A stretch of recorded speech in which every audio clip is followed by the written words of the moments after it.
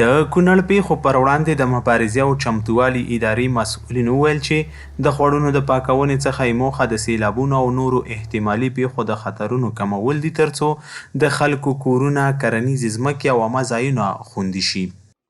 موږ ولس ته ډاډ ورکوو چې موږ همیشه تاسو په خدمت کې یو او په آینده کې انشاءالله موږ د دې لپاره نورې پروژې هم ورته لرو چې د هغه لپاره بیا اسنادي دیوالونه دي.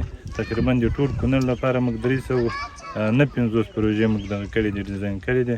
د دې لپاره به موږ انشاءالله اسنادي دیوالونه جوړوو.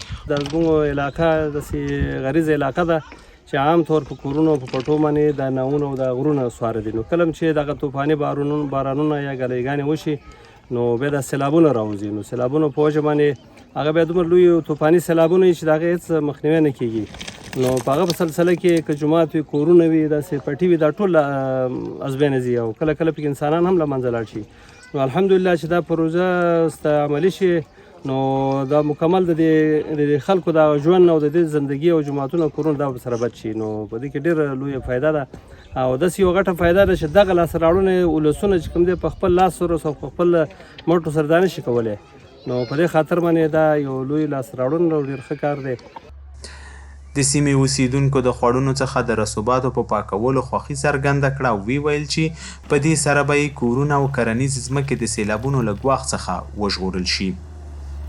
کورونه ورسره د خوا کې فارمونه او دا ډېر زموږ دغه په دې باندې بچ کېږي او غواړو په آینده کې لکه دغه پورته یوازې دا نه که په دې خوړ باندې پورته داسې موږ لږ ورښکاره شو دغه طرف ته اغاړې دې غاړې ډېر کورونه شته چې هغه د دې نه هم زیات د خطر سره مخامخ دي.